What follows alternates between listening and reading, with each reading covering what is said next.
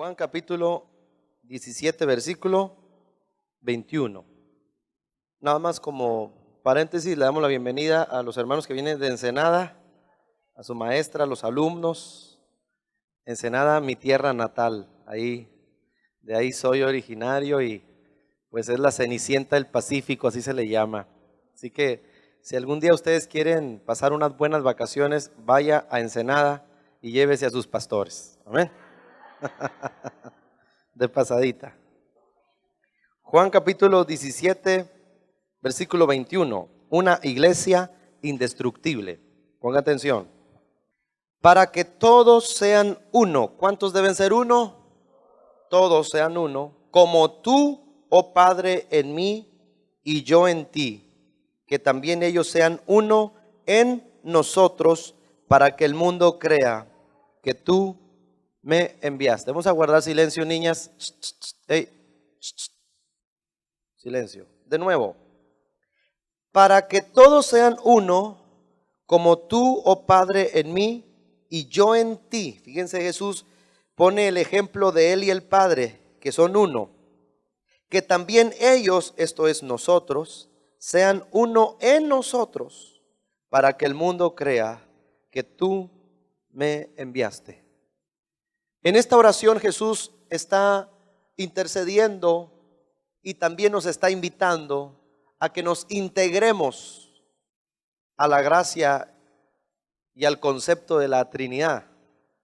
Tú en mí, yo en ti, ellos en nosotros. Él nos está haciendo una invitación, pero el punto de referencia es que ellos sean uno para que seamos uno todos. La unidad es la imagen de la iglesia, porque Jesús dice, para que el mundo crea que tú me enviaste.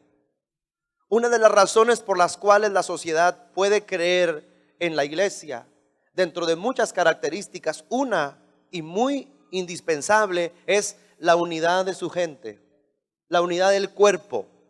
Y la unidad no es estar juntos, porque podemos estar juntos pero bien revueltos. Podemos estar juntos en una casa, ser 6, 7 integrantes en esas habitaciones y sin embargo estar divididos. Cada quien tener sus propias ideas, sus propios conceptos. Por eso la Biblia habla de estar juntos en armonía. Juntos es estar en un solo lugar. En armonía significa que todos hablemos el mismo idioma y estemos en el mismo espíritu y en el mismo sentir. La imagen de la iglesia, por lo tanto, es la unidad. Y cuando está dividida la iglesia, se desfigura el rostro de la misma o se empobrece su influencia. El mundo, la sociedad, los habitantes que nos rodean jamás van a creer en una iglesia que está desintegrada, en personas que viven destruyéndose entre sí. Existe una frase social que se llama o que se dice, divide y vencerás. Divide y vencerás. Si tú quieres destruir a un equipo, no tienes que ganarle, solo tienes que dividirlo. Una vez dividido, el equipo se va a autoderrotar. Porque la división produce una guerra entre los propios tripulantes. Por eso la estrategia del enemigo no es atacarnos a nosotros. Aunque entendamos que en la Biblia el enemigo nos ataca, no quiero sacar de contexto este sentido. Pero en realidad lo que el enemigo hace y en lo que él trabaja es en dividirnos. Porque si nos dividimos, entonces nos destruimos entre nosotros. Él más que atacar un matrimonio, lo divide. Los hace pensar diferentes. Y al pensar diferente, se cumple la palabra que dice, andarás 2 juntos si no estuvieran de acuerdo. La Biblia dice, mejores son 2 que 1 cuando habla de la unidad.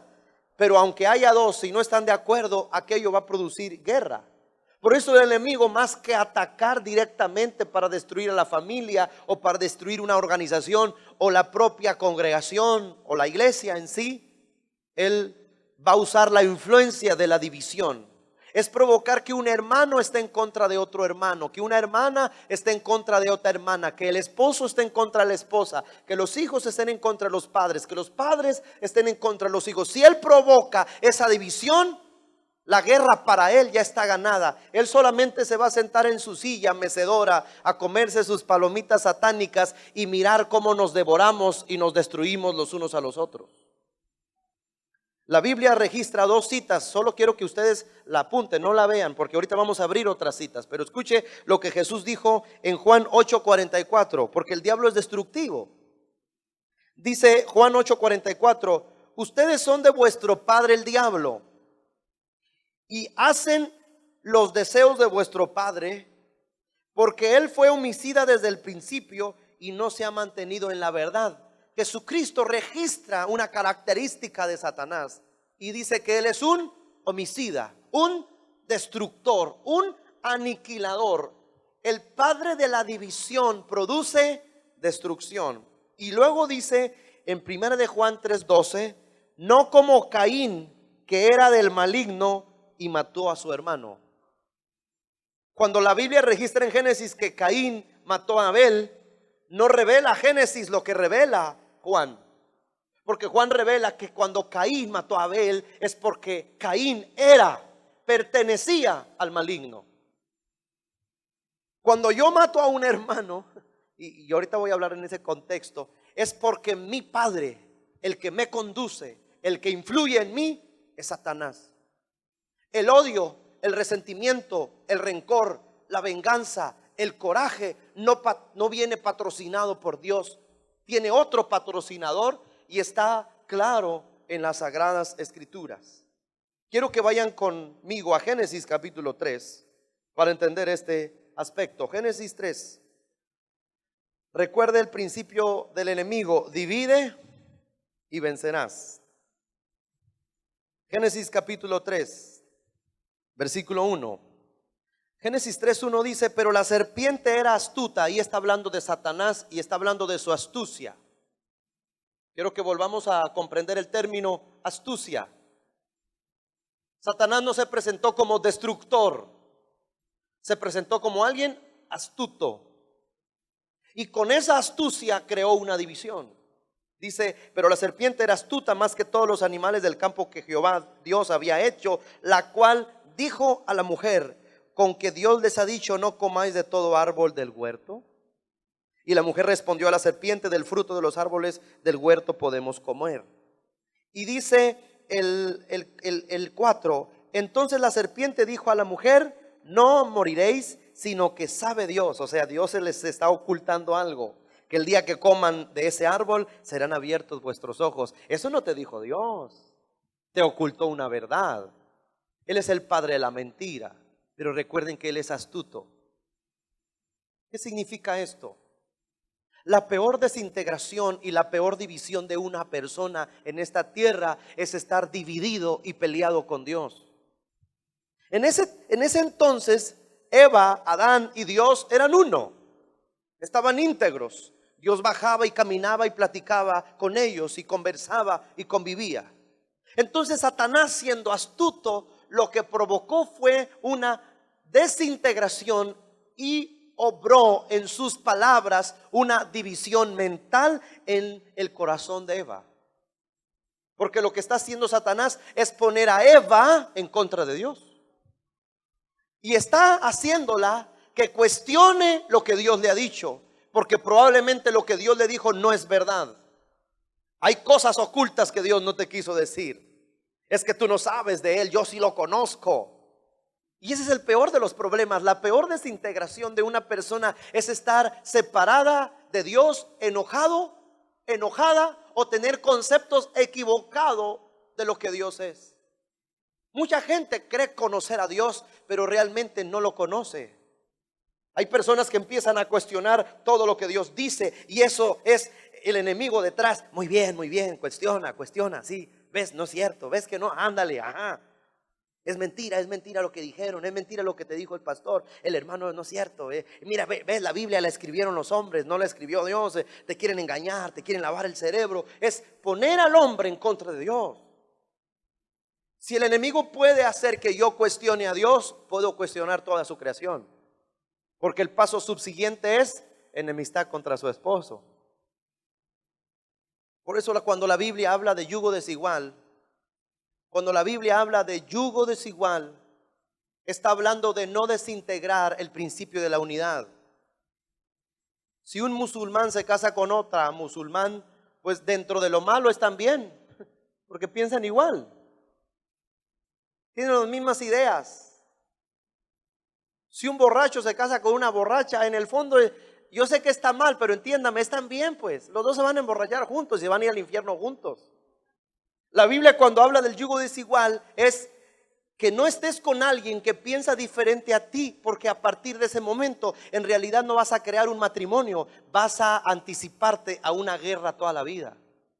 Porque es católica, tú eres cristiano, porque es testiga de Jehová y tú eres un hijo de Dios. Porque él tiene otras ideas, tú tienes otras ideas. Entonces, si tú quieres casarte con alguien que piensa diferente a ti, no, lo único que van a unir de vez en cuando será sus cuerpos, pero todo el tiempo estarán peleándose de noche y de día. Porque el yugo desigual hace que opere una guerra constante en una familia. ¿Por qué? Porque se piensa distinto. En ese sentido, lo que quiero decir en este aspecto del principio es: Dios requiere de una iglesia unida, entrelazada y fortalecida entre sí dentro de todos los miembros de su cuerpo. Dios anhela que cada uno de los integrantes de su casa, que cada uno de los integrantes de su comunidad, sean integrantes que estén entrelazados los unos con los otros, porque esa unión hace la fuerza y potencializa la credibilidad de que Jesucristo está y llegó a esta tierra, para que todos crean, para que el mundo crea que tú me enviaste. Entonces, si el enemigo es astuto y trata de dividir, él no destruye, él solamente influye. Y esa influencia hace que se abran puertas. Y esas puertas se producen en muchos sentidos. Vaya conmigo a Hebreos 12:15, por favor. Hebreos capítulo 12, versículo 15. Hebreos 12:15. ¿Lo tienen? Dice así: miren bien. Hebreos 12:15. Miren bien. No sea que alguno deje de alcanzar la gracia de Dios, que brotando alguna raíz de amargura les estorbe y por ella muchos sean contaminados. La amargura en el corazón, que es algo que el enemigo hace brotar, esa amargura es una raíz que empieza a crecer. Y el problema es que la amargura o todos estos sentimientos negativos contaminan todo un entorno o todo un ambiente. Porque dice: miren bien, no sea que alguien tenga una raíz de amargura que les estorbe. Está hablando de la congregación, del grupo. Les estorbe ese amargado y por esa amargura muchos terminen contaminados. Por eso el principio universal de las relaciones humanas es: tienes que amar a tu prójimo como a ti mismo. Pero Jesús fue mucho más allá y dijo: y amen a vuestros enemigos. Cuando nosotros no percibimos las artimañas del enemigo en nuestras relaciones matrimoniales, en nuestras relaciones sociales o en nuestra integración con cualquier grupo al que pertenezcamos, y cuando no percibamos o no tengamos ese discernimiento, vamos a empezar a agarrar coraje contra el otro. Y ese es un caldo de cultivo preparado desde el infierno. Tú puedes venir con tu esposa a la iglesia y tu familia, y eso está excelente. Pero si él tiene división en casa, él sabe dónde destruir a la familia. Él sabe cómo destruir una organización. ¿Cómo? Que unos tengan coraje contra otros. Que uno no salude al otro. Que uno no pueda ver a aquel. Esas raíces de amargura empiezan a contaminar. A pesar de pertenecer a la misma agrupación o a la misma congregación, el enemigo trata de dividir, porque en la división él sabe que él aparta. Si tú estás integrado como las ovejas, cuando las ovejas están juntas, para los que no sabían, el enemigo no las ataca.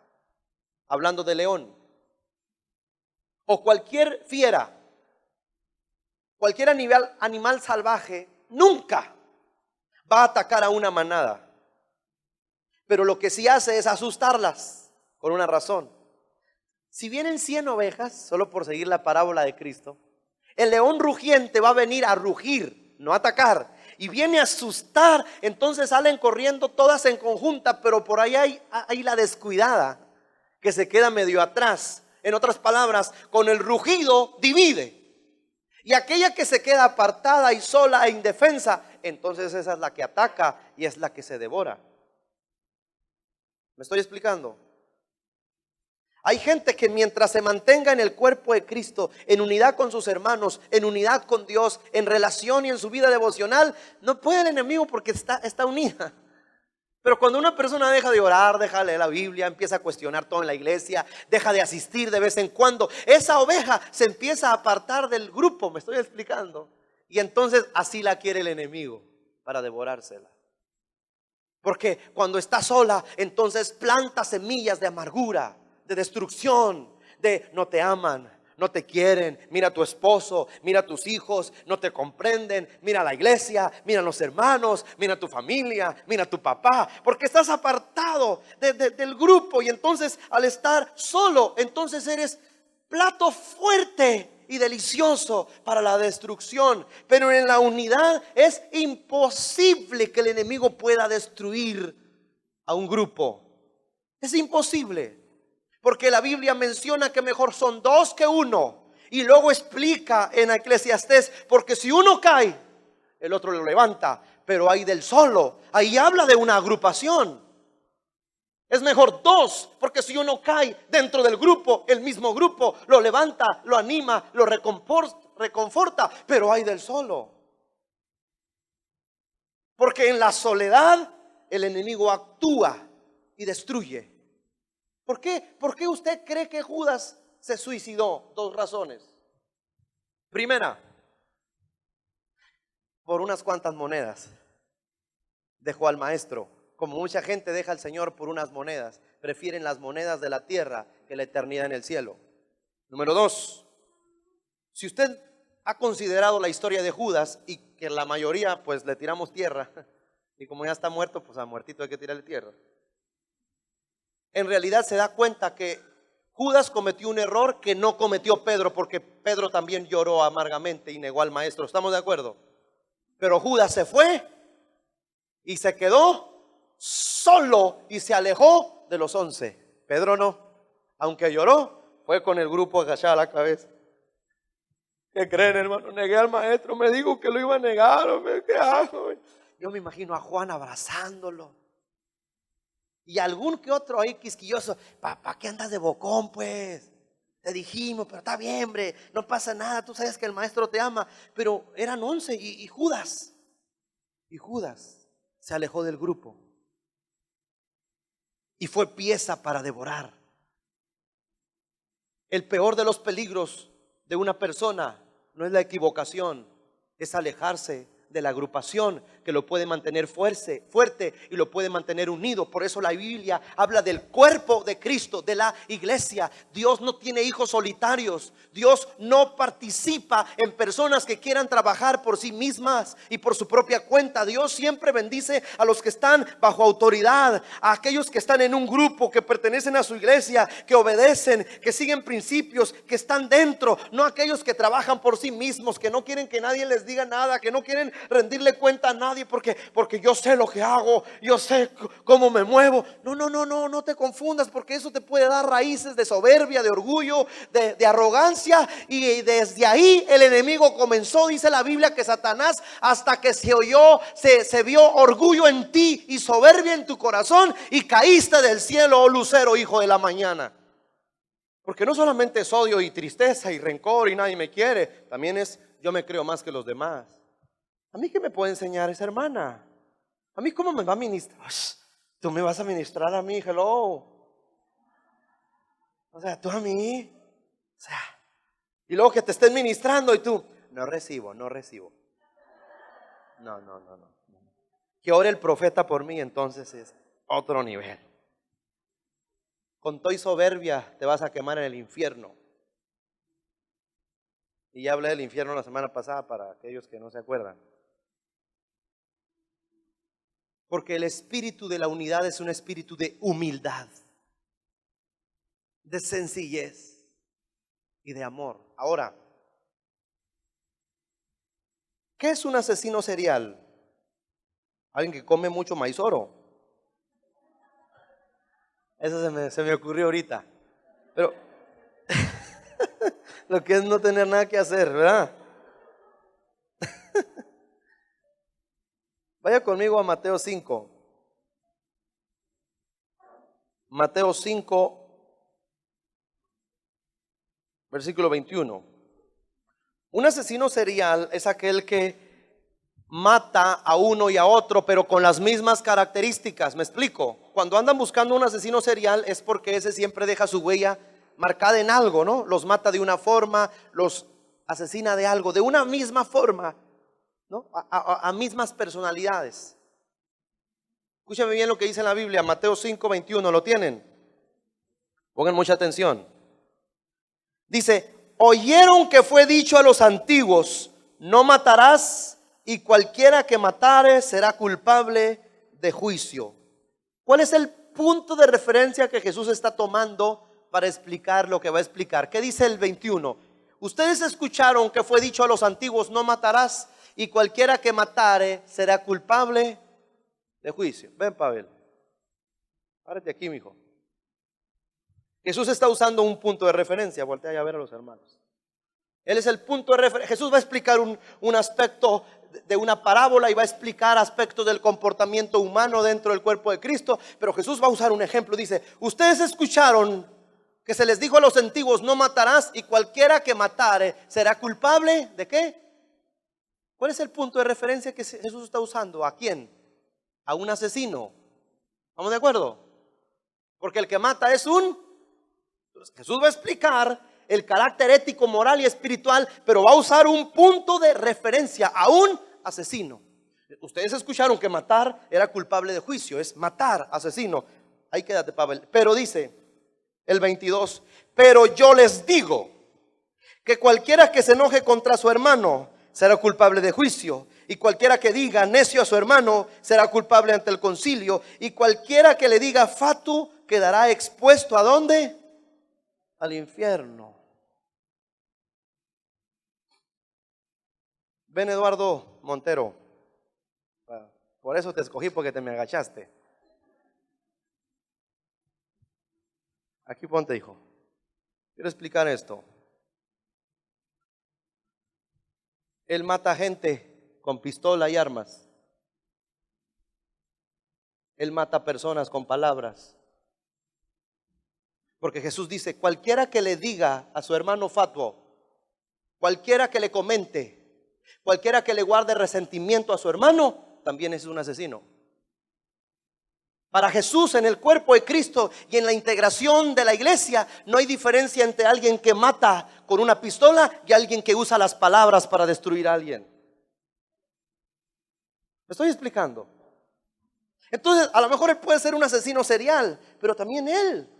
¿Por qué? Porque se enojó con aquel, se está enojado con aquel, no le habla a este, no le habla a este.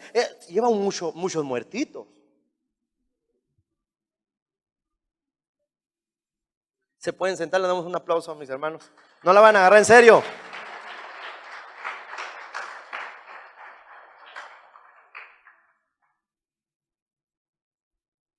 ¿Cuántos asesinos seriales habrá que... Cuando tú dices a una persona, incluso a lo mejor le has dicho a alguien, nunca más te quiero volver a ver en mi vida, ¿sabes qué eres? Un asesino. Porque estás diciendo, desaparécete de mi vida. O sea, para mí, aunque estés vivo, estás muerto. Es como si no existes. Para mí eres un cero a la izquierda, no vales, no importas. Si te veo como no te vi. Eso es un comportamiento homicida. Eso es un comportamiento que produce la ira, el rencor, el resentimiento y la amargura. Y en esa división nos convertimos en alguien que contamina a otros. O sea, si yo le doy lugar a la ira, le doy lugar al rencor, le doy lugar a la amargura, entonces me estoy armando de un montón de bombas tóxicas para que cuando me encuentre con un hermano, empezar a tirarle todo el excremento mental que tengo. Porque hay gente que se llena de basura para contaminar con su boca y con su comportamiento a los grupos y a las personas. Hay personas que han contaminado a su familia. Hay padres que han contaminado a sus hijos. No vale, no importan. Ustedes me tienen así. Yo no sé qué voy a hacer con ustedes. Ojalá un día ya me vaya a morir. Y estás amargado. Vete al manicomio. Ahí te van a aceptar bien. Porque las palabras contaminan y destruyen, hermanos. Y el enemigo no necesita destruir a la gente. Solo con que la divida y la amargue, la gente se divide entre ella misma y se destruye entre sí misma. Dice amén. Ahora ponga atención. Alternativa de solución de Cristo para no estar en esta situación de irnos al infierno, porque dice, quedará expuesto al infierno de fuego. 23.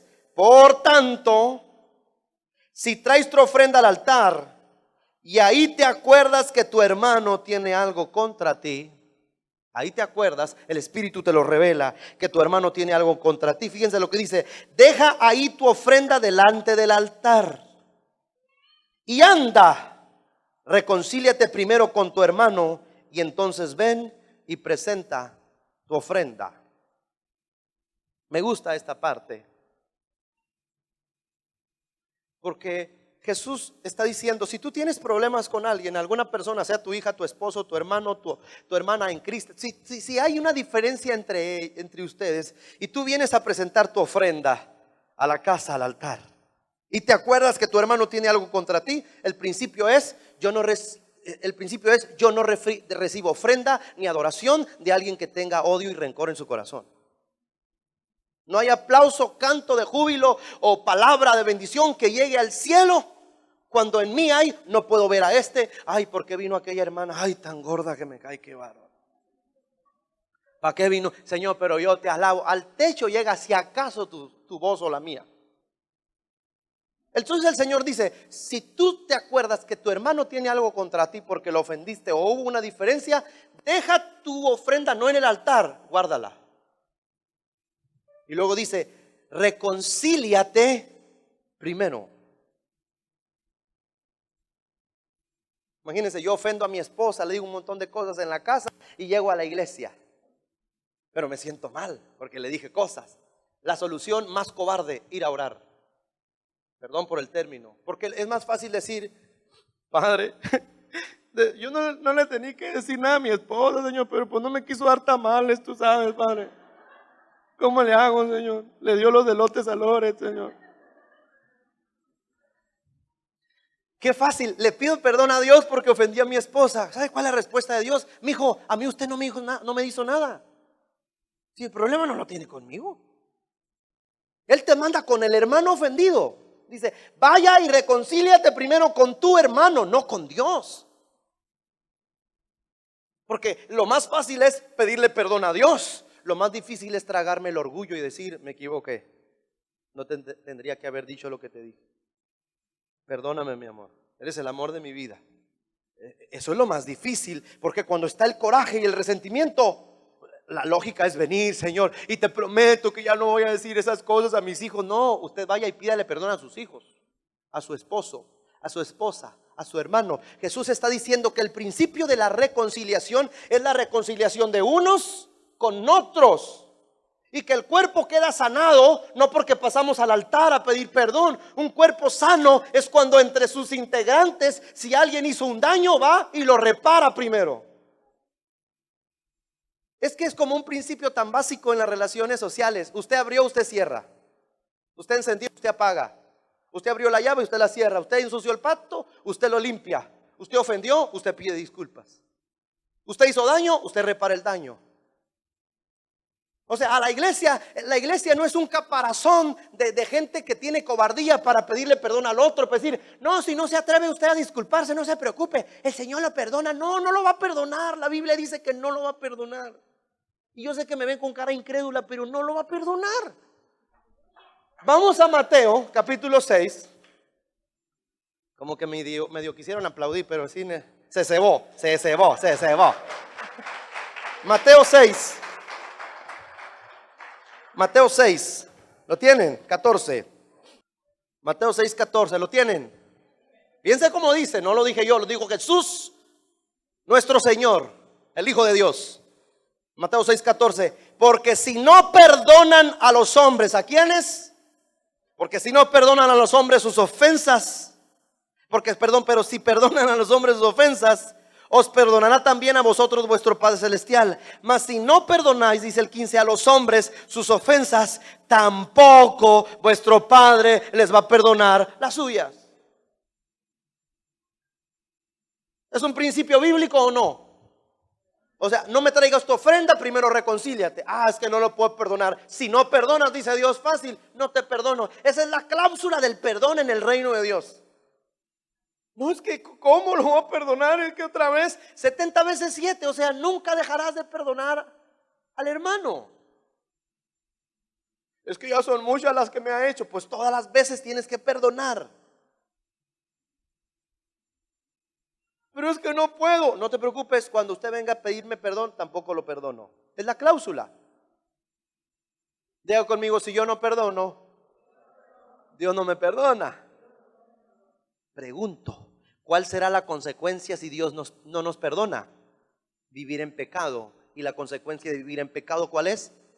Ir al infierno. Pues la muerte como sea. Las llamas.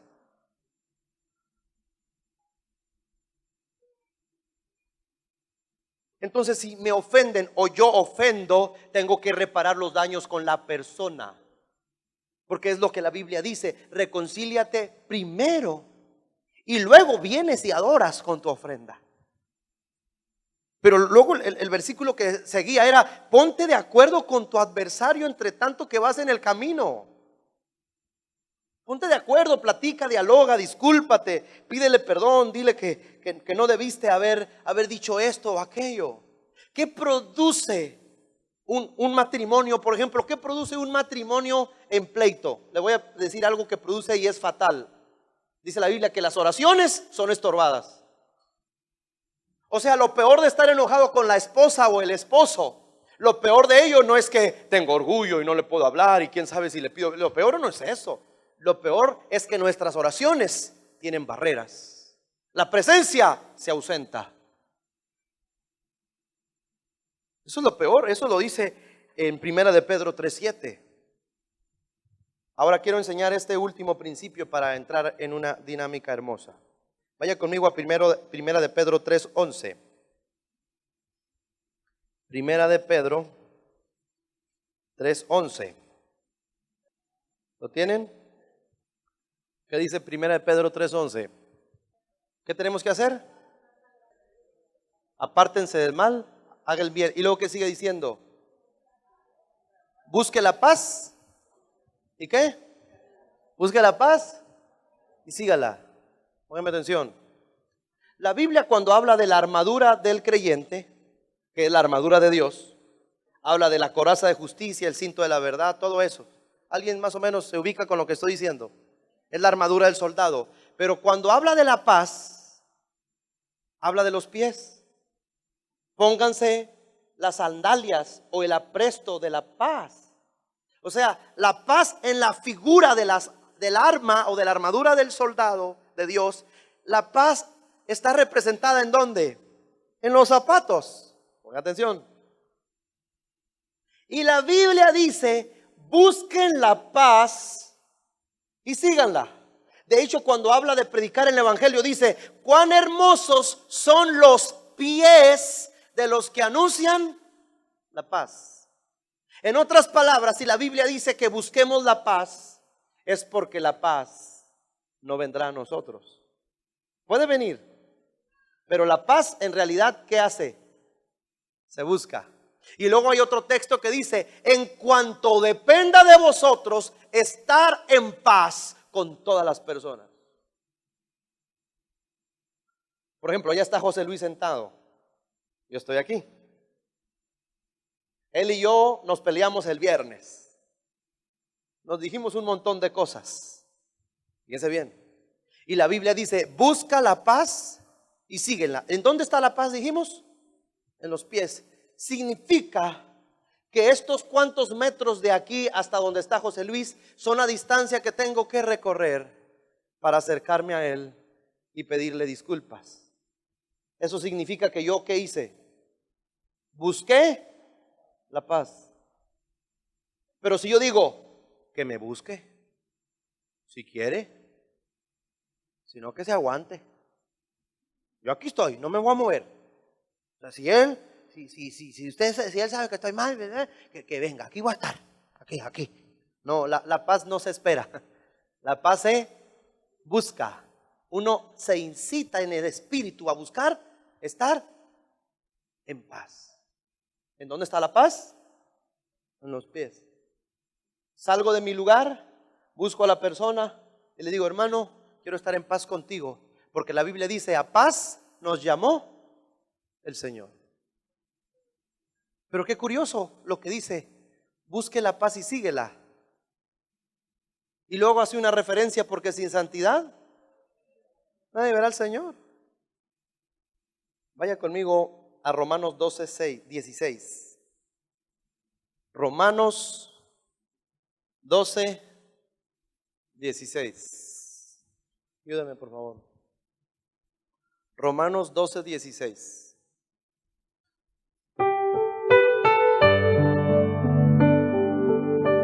¿Lo tienen? Dice así: unánimes entre vosotros, no altivos, sino asóciense con los humildes. No sean sabios en vuestra propia opinión. No paguen a nadie mal por mal. Procuren lo bueno delante de todos los hombres, si es posible. En cuanto dependa de ustedes, estén en paz con todos los hombres. No se vengan vosotros mismos, amados míos, sino dejen lugar a la ira de Dios, porque Cristo está, mía es la venganza, yo pagaré, dice el Señor. Y dice el versículo 20: así que si tu enemigo tiene hambre, dale de comer; si tuviere sed, dale de beber, pues haciendo esto, ascuas de fuego amontonaron sobre su cabeza. No seas vencido de lo malo, sino vence con el bien el mal. En cuanto dependa de ustedes estar en paz con todos los hombres. No seas vencido de lo malo, sino vence con el bien el mal. Dice Efesios, nomás escuchen, no lo habla, Efesios 4:32. En vez de esto dice, sean bondadosos y misericordiosos y perdónense unos a otros, así como también Dios los perdonó a ustedes en Cristo. Y dice Colosenses 3:13, sopórtense unos a otros y perdónense unos a otros, si alguno tuviere queja contra otra, de la manera que Cristo os perdonó, así también hacedlo vosotros. Detrás de todo engaño, ira, coraje, resentimiento o división, hay un patrocinador. Si tú estás enojado con tu esposa, alguien te está patrocinando esa escena. Si no aguantas a tu papá, alguien te está patrocinando esos sentimientos. Si empiezas a cuestionar a tu familia, si empiezas a cuestionar la iglesia, las enseñanzas, si estás en contra de mí o en contra de algún hermano de la iglesia, porque tuvieron una diferencia, detrás de ese sentimiento hay un patrocinador, y ese sentimiento no te lo puso el Señor. Cuando dice, párate nomás ahí, mi amor. Cuando dice la Biblia, busca la paz y reconcíliate, significa que cuando yo voy con mi esposa para pedirle perdón, algo pasa en el mundo espiritual. Tal vez no se ve físicamente, pero supongamos que este saco sea amargura y resentimiento. Cuando yo voy a reconocer que la he ofendido, que tengo coraje contra ella, y busco la paz, lo que pasa en el camino a eso es esto. Mientras voy caminando, todo se va cayendo. Cuando llego a pedirle perdón, en realidad lo que ya perdí en el camino es el orgullo y el resentimiento, porque quiero estar en unidad con ella y decirle, te amo mucho.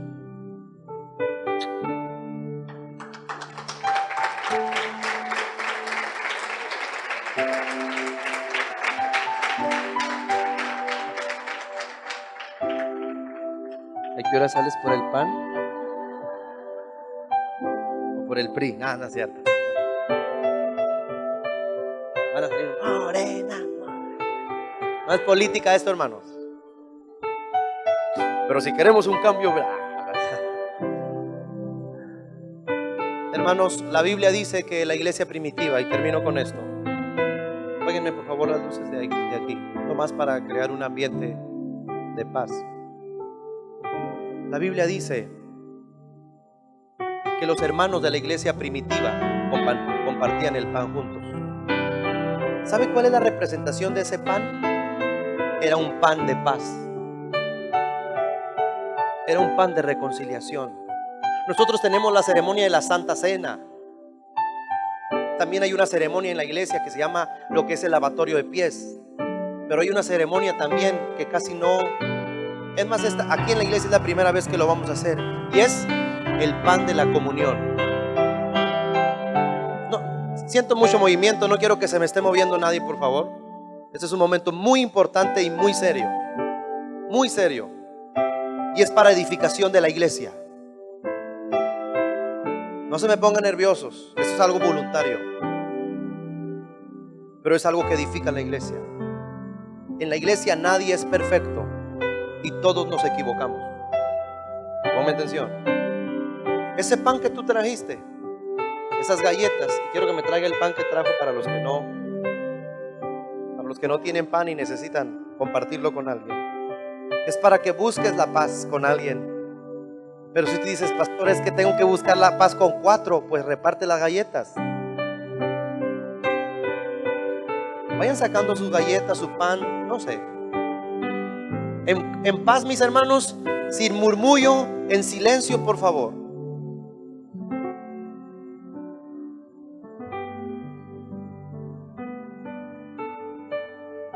El acto sería silencio, silencio, silencio, en paz. Por eso les dije, esto es un momento importante. Y apáguenme ese celular, por favor. Escúcheme. Esto significa que inclusive yo, si tuviera algo contra alguien, tendría que llevarle galletas y decir, hermano, te ofendí, no debía haber dicho esto. ¿Sí me explico? Pero si usted sabe que tiene algo contra alguien, aquí están tus hijos, aquí está tu esposa y aquí hay hermanos. No, hermanos, y quiero decir esto para terminar. Si no nos podemos ver en esta tierra como hermanos, ¿usted qué cree que nos vamos a poder ver en el cielo? Si aquí con las situaciones no nos podemos ni saludar, ¿usted cree que vamos a estar en la mesa del Señor y que va a decir Jesús? ¿Usted se imagina Jesús? Y Gabriel, acomodaste mal las sillas. ¿Por qué? No puedes poner a la hermana Sonia con el hermano Adrián, porque aquí se van a volver a agarrar. El Señor no va a andar cuidando sillas en el cielo. Es decir, ay, no sientes a la fulanita hermana, porque acuérdate cuánto. Allá el diablo los va a acomodar bien acomodados. Pero si no podemos convivir en esta tierra como hermanos y perdonarnos y amarnos, ¿cómo cree que vamos a disfrutar las bodas del Cordero? Para poder estar en paz con Dios, también tenemos que estar en paz con todos nuestros hermanos. Ahora, todos los niños que están aquí, todas las señoritas jóvenes, adolescentes, hermanos, quiero que pase esta situación. Es mi deseo con todo mi corazón. Nadie salga. No es un momento pues decir, bueno, ya están ahí, me voy. Si usted no tiene nada que pedirle perdón a nadie y usted conoce su corazón, busque a Dios ahí en su silla y dígale, gracias Señor porque tú me perdonas, porque tú me amas y quiero ser mejor cada día. Pero si usted reconoce que tiene algo, un pequeño sentimiento o algo que ha afectado su vida espiritual y te ha estancado o no te deja avanzar, eso, y aquí está esa persona, reconcíliate con tu hermano primero. Que tu vida espiritual no se estanque por un sentimiento, que no te contamines por una raíz de amargura y contamines a los demás y al termines perdiendo lo más valioso que es tu salvación y tu comunión con Dios. Yo sé que va a haber lágrimas, que va a haber abrazos, porque el Espíritu Santo está en la unidad y en la unidad de sus tripulantes. El Espíritu es el que nos redarguye, el que toca nuestros corazones, el que invade nuestro ser.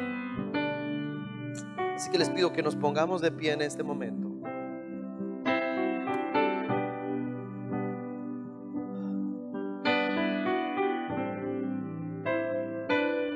Póngame la alabanza, por favor.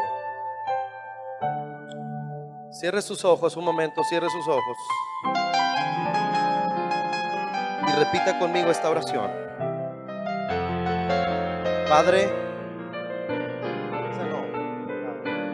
Padre, yo no quiero caer en condenación.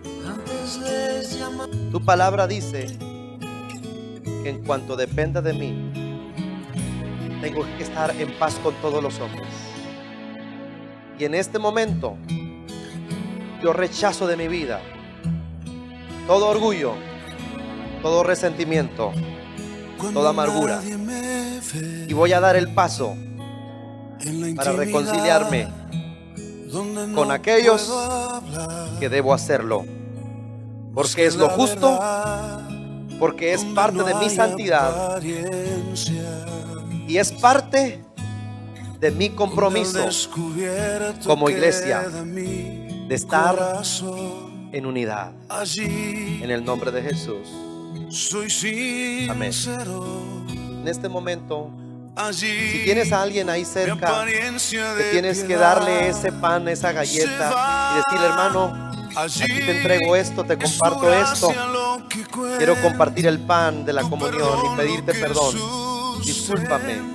Mi hermano, quite toda vergüenza, todo rencor.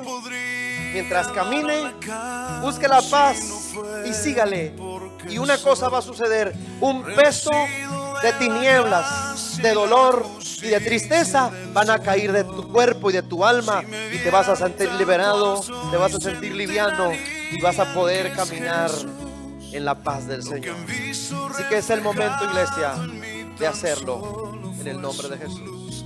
Y es por tu gracia y tu perdón que podemos ser llamados instrumentos de tu amor.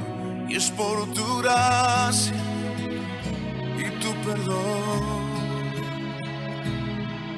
Mi justicia queda lejos de tu perfección, y no podría dar la cara si no fuera porque soy revestido de la gracia y la justicia del Señor.